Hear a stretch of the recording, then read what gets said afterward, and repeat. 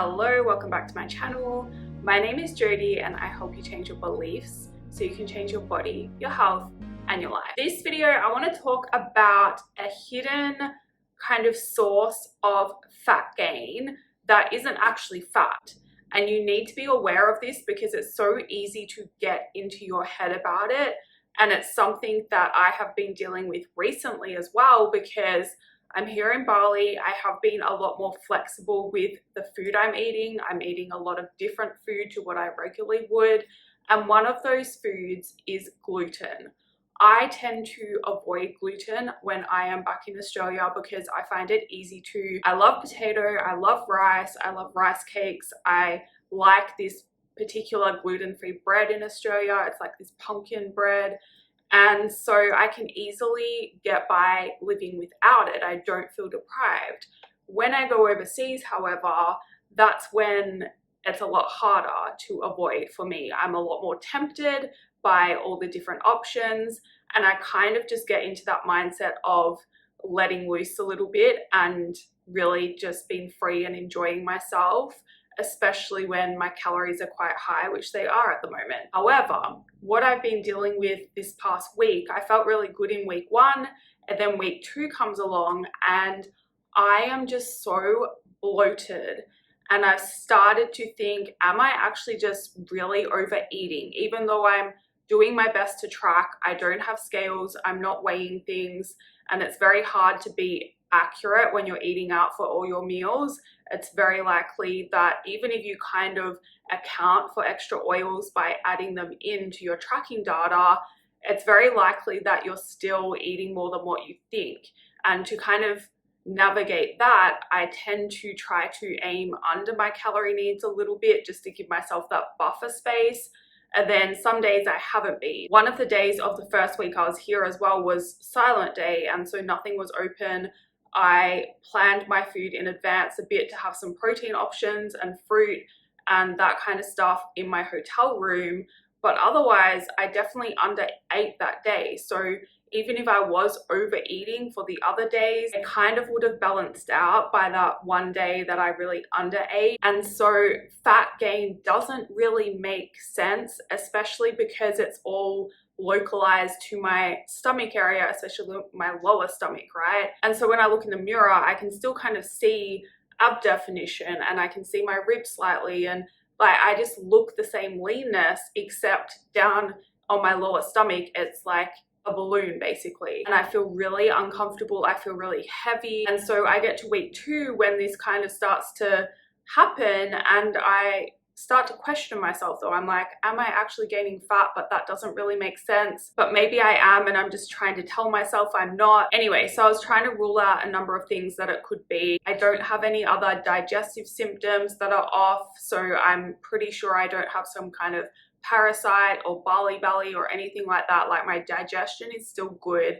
I don't have any stomach pain, but my stomach just feels like a balloon. It feels tight, it feels heavy, and I feel full and I don't want to eat anything basically. I did a bit of an experiment where I avoided gluten yesterday, and also this morning I didn't eat breakfast like I normally would to get my calories in.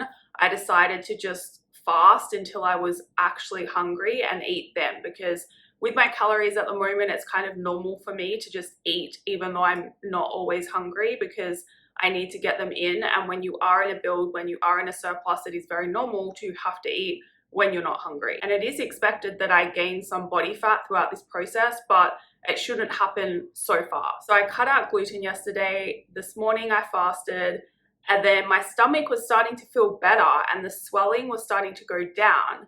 And then I remembered how it felt when I was in Italy a few years ago, and I went crazy on the gluten there because it's Italy, right? And I was fine the first few days, but then as it accumulated in my system, after about a week there, my stomach exploded and then it started to get really sore as well. Now I hadn't had any pain this time, not up to lunch today when I went to get a baguette because they're so good at this place here.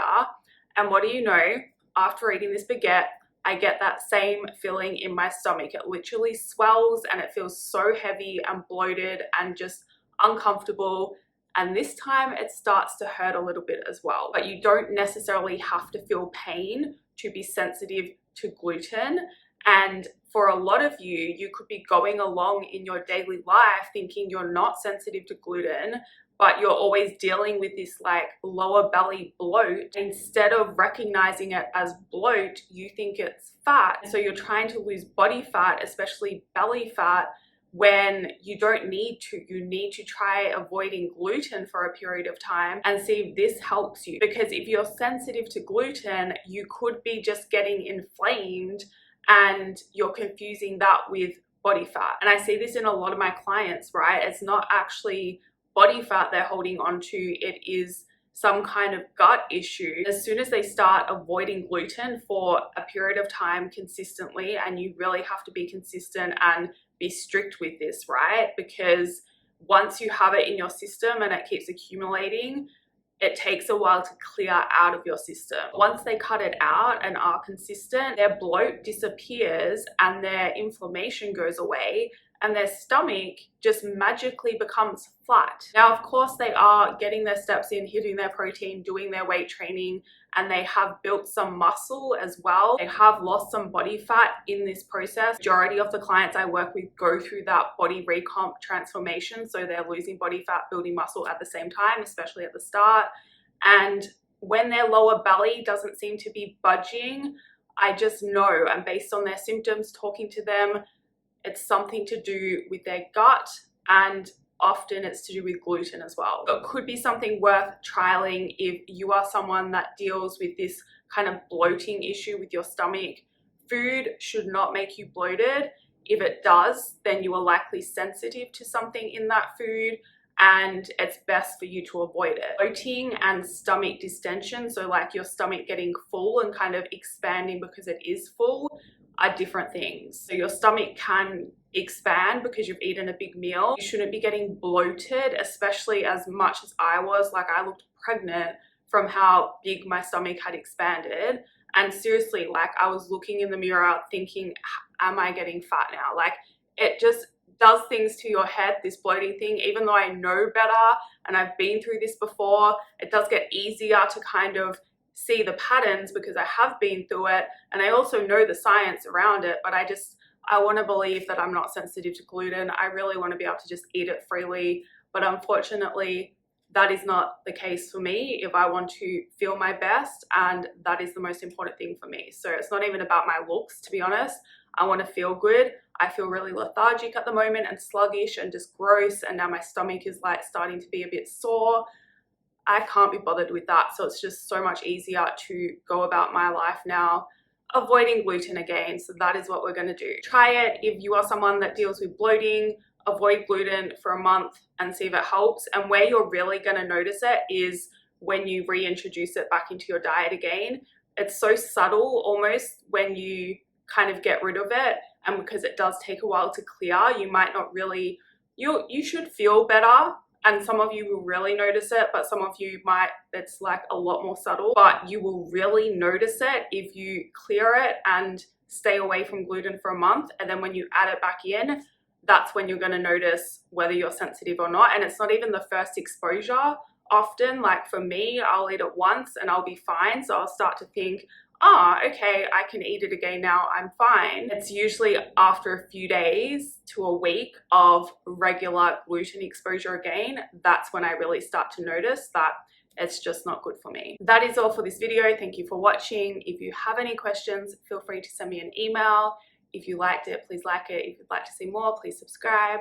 And if that's the case, I will see you in the next video.